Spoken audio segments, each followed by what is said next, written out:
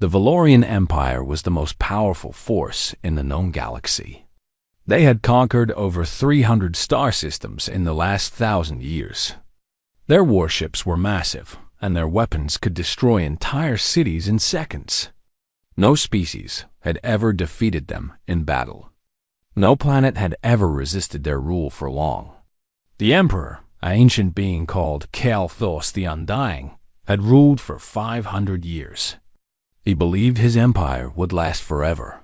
The Empire's scouts traveled far into unexplored space, always looking for new worlds to conquer. One day, a scout ship found a small blue planet at the edge of a quiet galaxy. The planet was covered in water and green land. It had one moon and a yellow sun.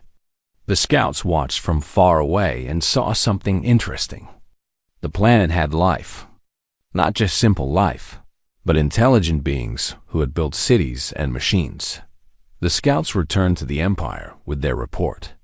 They told the Emperor about the blue planet called Earth by its people. They said the humans were a young species, only a few thousand years old. They had primitive technology compared to the Empire. They had not even traveled beyond their own moon. The Emperor smiled when he heard this news. Another easy conquest for his collection. But before the Emperor could give orders for invasion, an unexpected visitor arrived at his court. Her name was Zinra, and she was an ambassador from the Althean collective. The Altheans were a peaceful species who had submitted to the Empire long ago. They rarely spoke at court, so when Zinra requested an audience, the Emperor was curious. Zinra walked into the great throne room with fear in her eyes. She bowed low before the Emperor and spoke in a trembling voice. She had come to deliver a warning about the blue planet. The Altheans knew about Earth. They knew about humans. And they had a terrible story to tell. 40 years ago, the Althean collective had discovered Earth before the Empire did. They saw the same things the scouts saw. A primitive species, simple technology, an easy target. The Altheans sent a fleet of 12,000 ships to conquer the planet. They expected the invasion to take a few days at most. Zinra paused, and her whole body shook as she remembered what happened next. Of the 12,000 ships that went to Earth, only one came back. Just one ship with a crew of 30 survivors out of millions of soldiers. The survivors were different when they returned. They could not sleep. They could not eat. They spent their days staring at walls and screaming in the night. Most of them ended their own lives within a year. Before they died, the survivors told stories about the humans. They said the humans were not like other species. When the Althean fleet arrived and demanded surrender, the humans did not panic. They did not try to negotiate.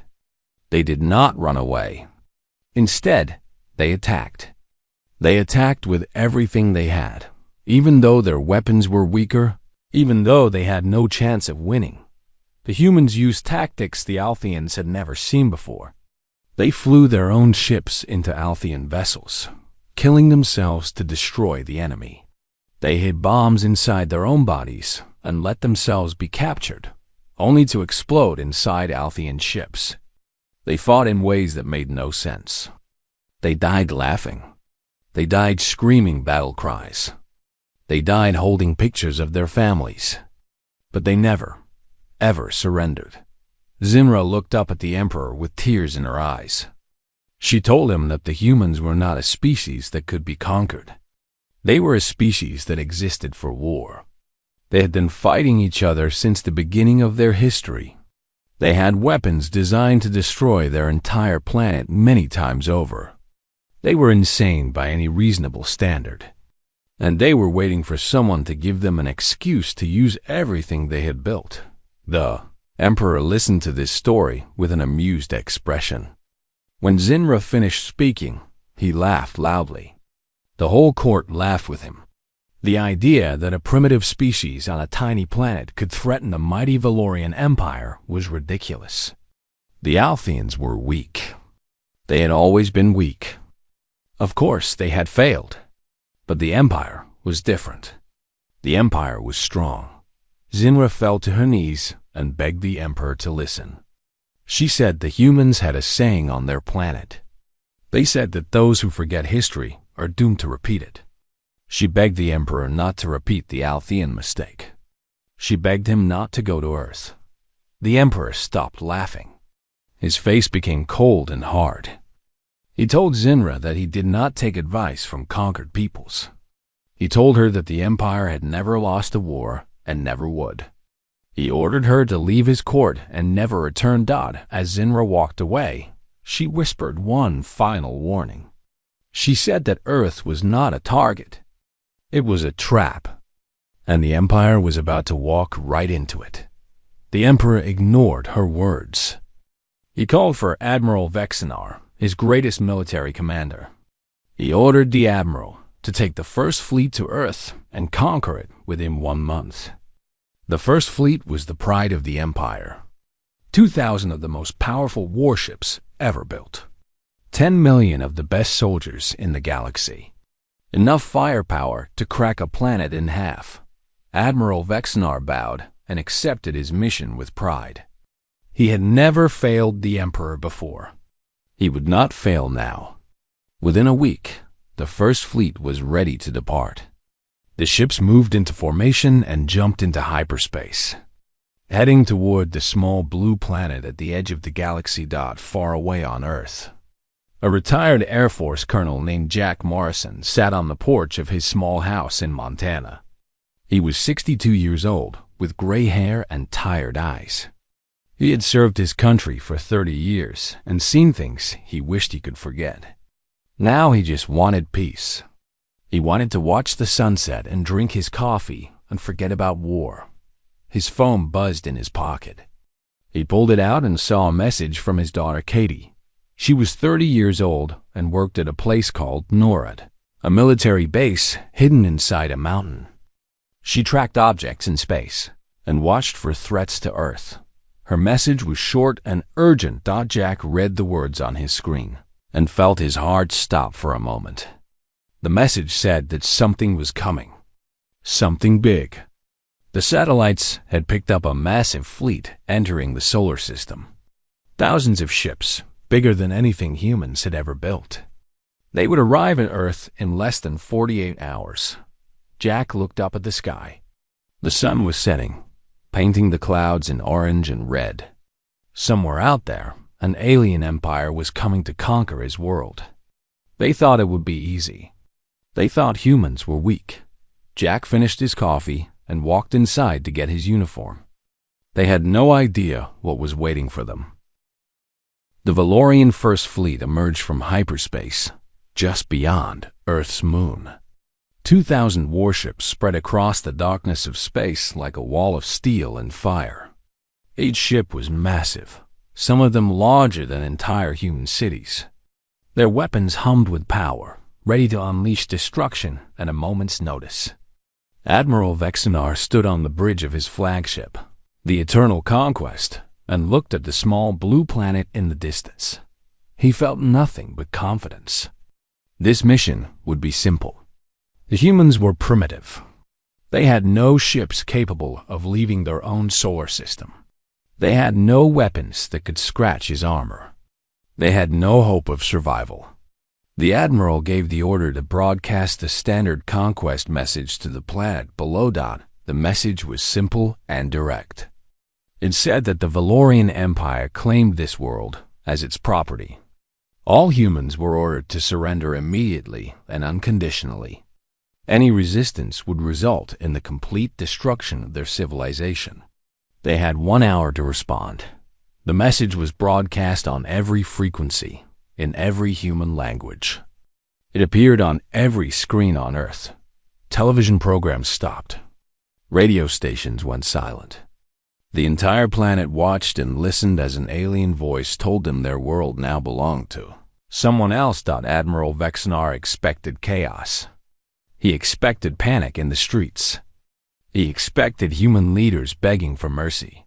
He expected what every other species had done when faced with the might of the Empire. Instead, he got silence. 1 hour passed.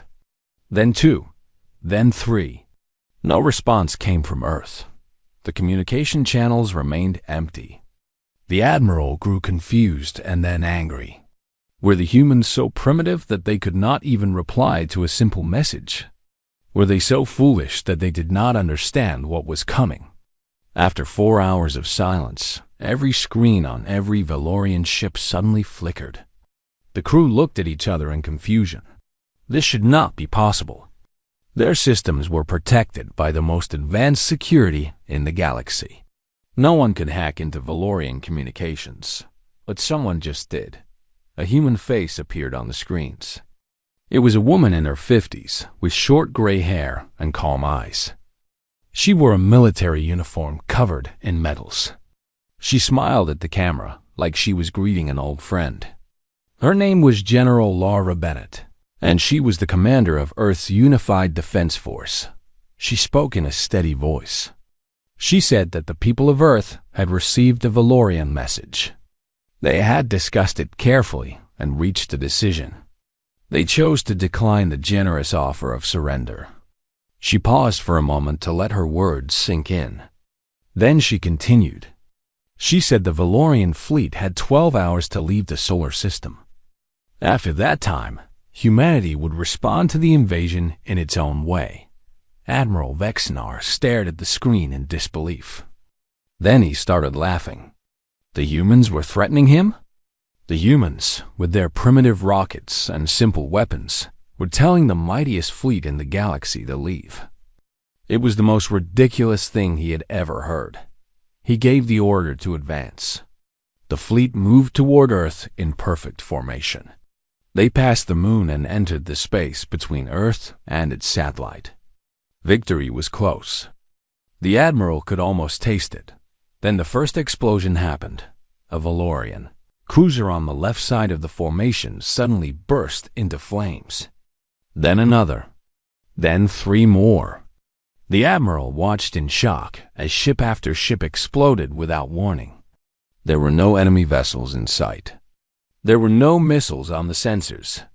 Something invisible was destroying his fleet. The humans had been preparing for this moment for decades. Ever since they first detected the Althean approach in the 1980s, they knew aliens would come again. They spent 40 years getting ready. They built satellites that looked like space junk, but were actually observation stations. They launched probes that mapped every inch of the solar system. And they covered the surface of the moon with thousands of hidden weapons. Nuclear mines sat buried beneath the lunar dust, invisible to any scanner. When the Valorian fleet passed over them, the mines detonated in a carefully planned sequence.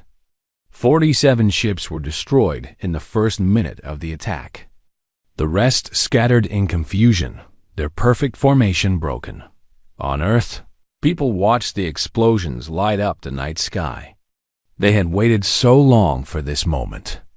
They had prepared in secret while living their normal lives. Now the waiting was over. Now the fighting could begin. In a military bunker deep beneath the Rocky Mountains, Colonel Jack Morrison stood beside General Bennett. He had arrived just hours ago, called back to duty by old friends who needed his experience. He watched the tactical display showing the Valorian fleet in chaos. A small smile crossed his face. General Bennett looked at him. She said the mines had done their job, but they had only slowed the enemy down. The real battle was about to begin. She asked Jack if he was ready. Jack thought about his daughter Katie. She was somewhere in this bunker, preparing for her own mission. He had not seen her yet. He hoped he would get the chance before everything started. He told the general he was ready. He had been ready for 30 years. The Admiral regrouped his forces and pushed forward despite the losses. He was angry now, truly angry. He ordered his ships to accelerate toward Earth. He would burn this planet to ashes for what they had done. No species attacked the Valorian Empire and survived. But as his fleet approached Earth's orbit, more surprises waited for them. Human satellites that seemed dead suddenly came alive. They released clouds of metal fragments that spread across space like invisible walls. The fragments were too small to cause real damage, but they blinded Valorian sensors and jammed their communications.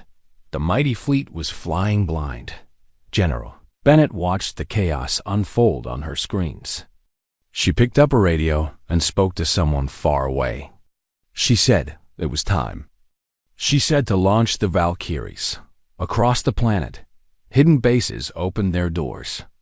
From underground hangars in Nevada, Alaska, Siberia, and a dozen other locations, small craft rose into the sky. They were called Valkyries, and they were humanity's secret weapon. Each Valkyrie was small and fast, built for speed rather than armor. Each one carried a single pilot and a massive amount of explosives. They were not designed to return from their missions. Colonel Katie Morrison sat in the cockpit of her Valkyrie.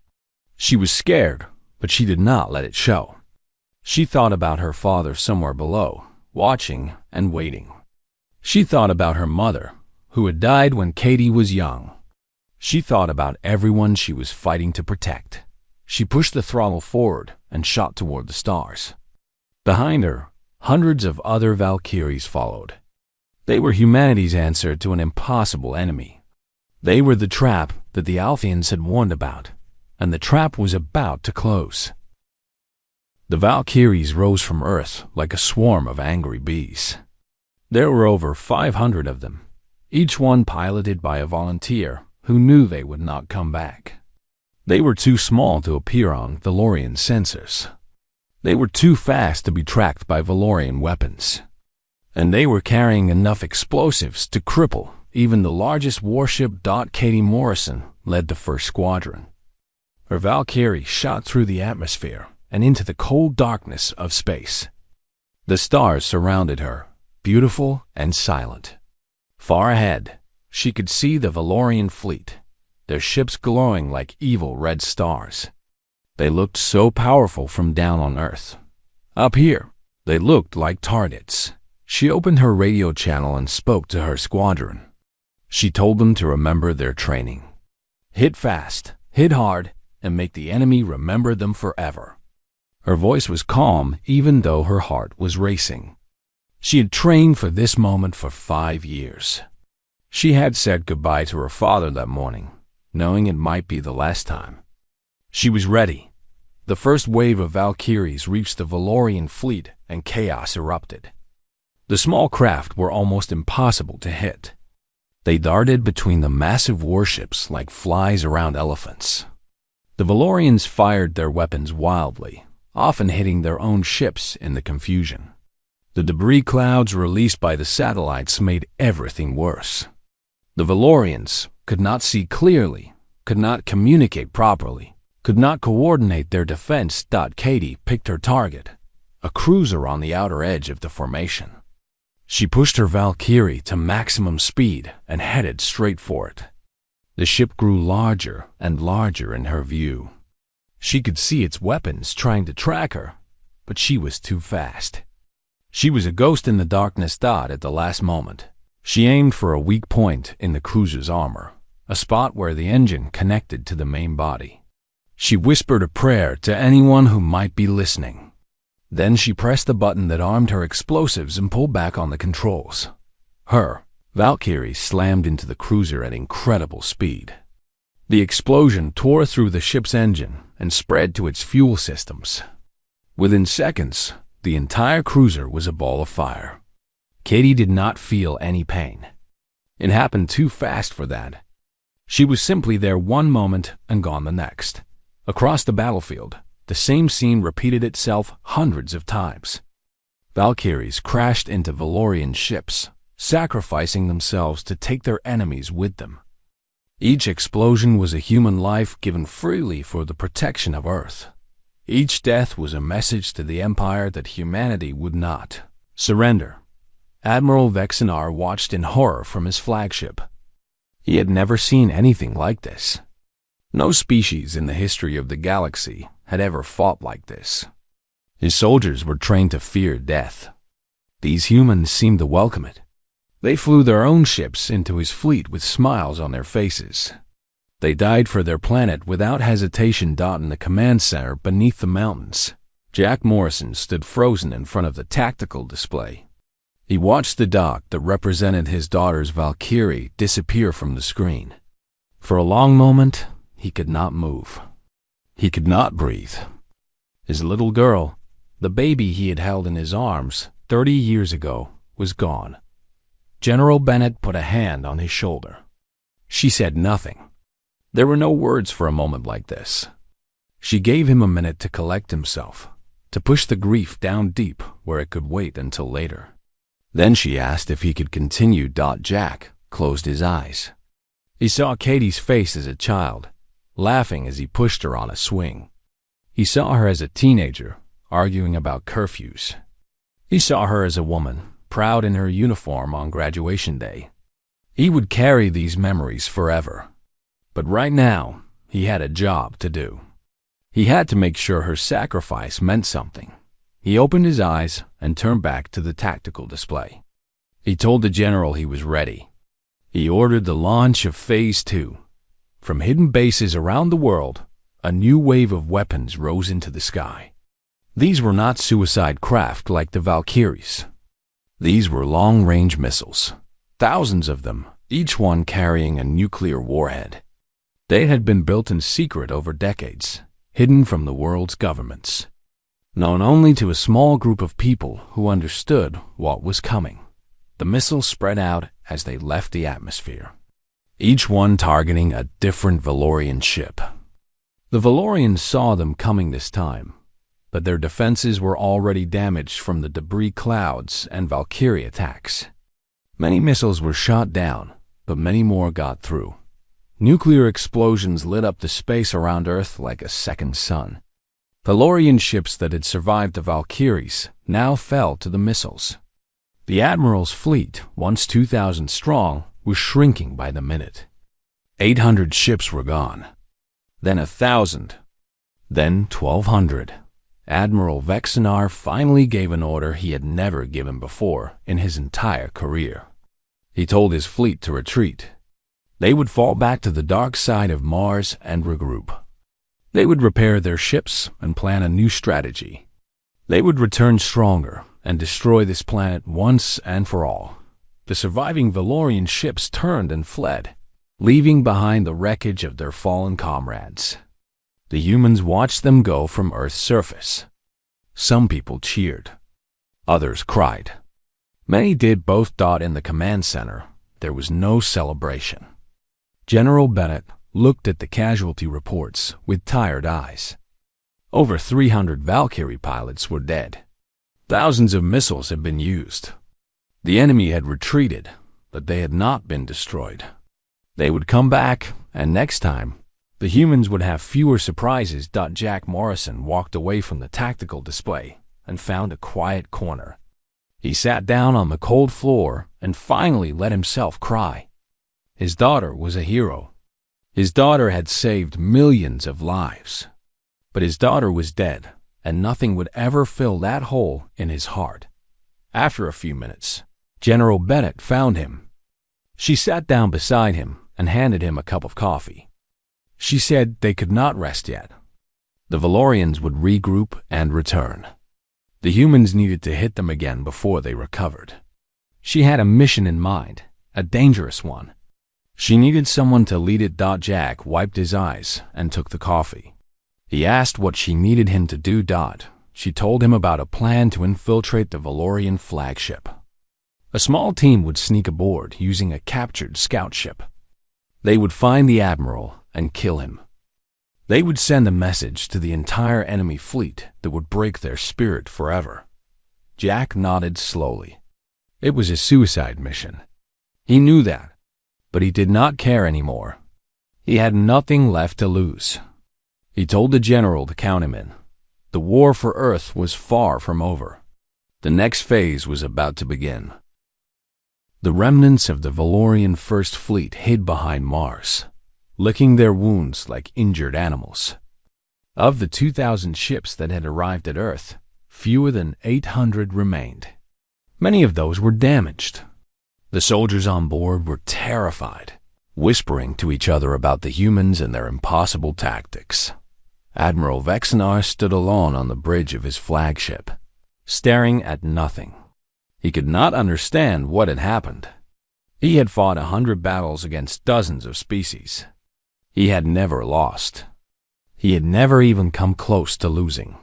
But these humans, these primitive creatures from a tiny planet, had destroyed more than half his fleet in a single day. Stories spread through the surviving ships like a disease. Soldiers told each other about the Valkyries, about pilots who crashed their own craft into Valorian vessels while laughing. They talked about captured humans who had hidden explosives inside their own bodies. They described prisoners who refused to give information, even under torture, who spat in the faces of their captors and died with smiles on their lips. One officer asked a question that many were thinking. What kind of species does this?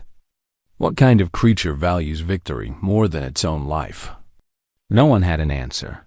On Earth, the humans were not celebrating.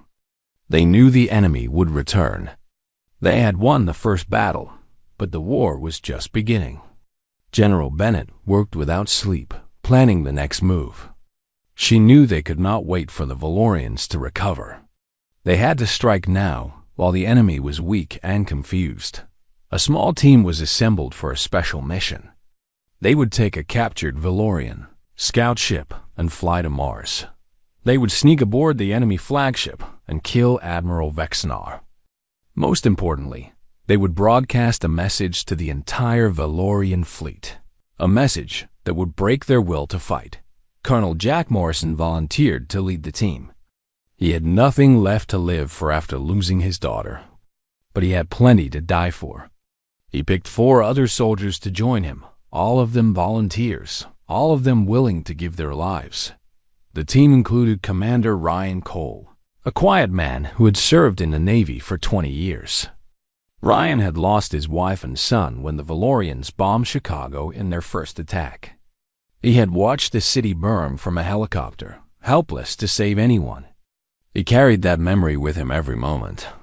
He welcomed this chance for revenge. The captured scout ship launched from Earth 3 days after the battle. It was small enough to avoid detection and carried Valorian identification codes stolen from destroyed vessels. The humans had learned much about their enemy by studying the wreckage of fallen ships. They knew how Valorians thought, how they talked, how they moved. They had practiced until they could pretend to be Valorians themselves. The journey to Mars took 2 days. Jack spent most of that time thinking about Katie. He remembered teaching her to ride a bicycle when she was 5. He remembered her first day of school, how she had cried and held onto his leg. He remembered the day she told him she was joining the military, following in his footsteps. He had been so proud. He was still proud. The scout ship approached the Valorian fleet without any trouble. The identification codes worked perfectly. The humans landed in a docking bay on the flagship and stepped out into enemy territory. They wore Valorian armor taken from dead soldiers. They carried Valorian weapons. From a distance, they looked like any other members of the crew. Jack led his team through the corridors of the flagship. The ship was enormous, larger than anything humans had ever built. It could have held an entire city inside.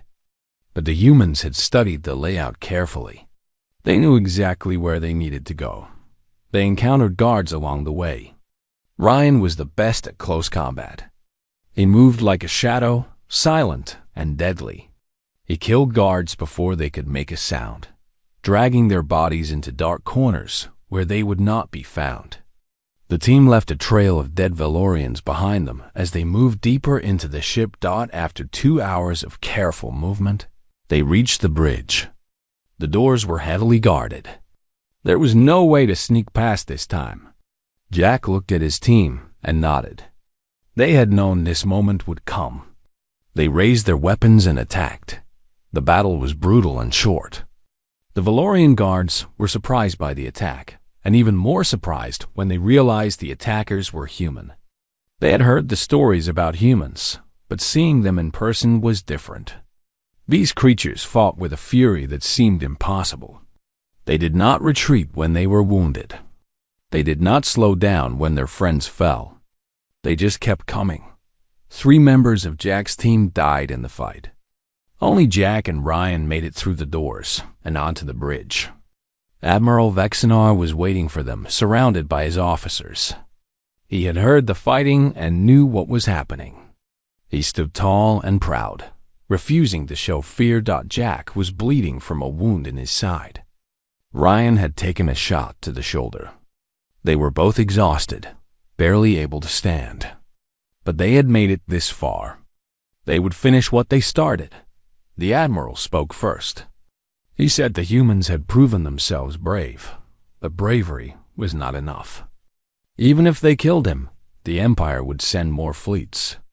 Millions more ships would come to Earth. The humans would be destroyed eventually. There was no escape. Ryan smiled, blood dripping from a cut on his forehead. He said maybe the Admiral was right. Maybe the Empire would send more ships. Maybe humanity would fall in the end. But they would make the Empire pay for every inch. They would make this conquest so expensive that the Empire would remember Earth forever. He reached into his armor and pulled out a small device. It was a detonator connected to explosives hidden throughout his body. The same trick that had worked against the Altheans all those years ago. The Valorians had heard the stories, but they had not believed them. Now they saw the truth. Jack activated the broadcast system on the bridge. He wanted the entire Valorian fleet to see what happened next. He wanted them to understand what they were facing. Ryan looked at the Admiral one last time. He said this was for his wife. This was for his son. This was for every human who had died defending Earth. Then he pressed the button. The explosion destroyed the entire bridge. Admiral Vexenar and all his officers died instantly. Jack Morrison died with a smile on his face, thinking of his daughter, knowing he would see her again soon. The broadcast spread across the Valorian fleet. Every ship saw the explosion. Every soldier heard Ryan's final words. The message was clear. The humans were not afraid of death. They were willing to sacrifice everything, and they would never, ever stop fighting. The explosion on the flagship sent shockwaves through the entire Valorian fleet. Every ship had seen the broadcast. Every soldier had watched their admiral die. They had heard the humans' final words echoing through their communication systems. The message was clear and terrifying. The humans would never surrender. They would fight to the last breath. They would turn their own bodies into weapons. Panic spread through the surviving ships. Officers argued about what to do next. Some wanted to continue the invasion, to avenge their fallen admiral. Others wanted to retreat immediately. They had lost more than half their fleet. They had lost their commander. They had lost their confidence. In the end, fear won. The acting commander, a nervous captain named Drelenek, gave the order to withdraw. The remaining ships turned away from the solar system and fled into hyperspace. They did not stop until they were far beyond human space. They did not look back. Of the 10 million soldiers who had come to conquer Earth, fewer than 100,000 made it home. Their ships were damaged and scarred. Their spirits were broken. They had faced something they could not understand, and it had beaten them completely. When the survivors arrived at the Valorian homeworld, Emperor Kalthos demanded a full report. He sat on his ancient throne and listened as the survivors told their stories. They spoke of the nuclear mines on the moon. They described the Valkyries and their suicide attacks. They explained how the humans had infiltrated the flagship and killed Admiral Vexenar. They repeated the final message that had been broadcast to the fleet. The Emperor's face grew darker with every word. He had ruled for 500 years. He had conquered hundreds of worlds. He had never felt fear before. But as he listened to these stories, something cold crept into his heart. These humans were different from any enemy he had ever faced. They did not fight like rational beings. They fought like wild animals, willing to die for their pack. The Emperor remembered the warning from Ambassador Zinra. She had told him that Earth was a trap. He had laughed at her words. He was not laughing now. He made a decision that no Valorian Emperor had ever made before. He declared the Earth system forbidden. No Valorian ship would ever go there again. All records of the planet would be sealed. The very existence of humans would become a secret, spoken of only in whispers. But whispers travel far, even across a galaxy, not soon. Other species began to hear rumors about the small blue planet at the edge of known space. They heard about an empire that had sent 2,000 ships to conquer it and lost almost all of them. They heard about creatures called humans who flew their ships into enemy vessels. They heard about soldiers who had bombs inside their own bodies. They heard about a species that had been at war with itself for thousands of years and had become very good at killing. The story spread from world to world, growing larger with each telling. Some said the humans were 10 feet tall with skin like steel. Others said they could survive in the vacuum of space. Many said they could not die at all, that if you killed one, 2 more would appear in its place. The truth was strange enough, but the legends became even stranger. Warning beacons appeared at the edge of human space. Nobody knew who placed them there. Perhaps the Valorians.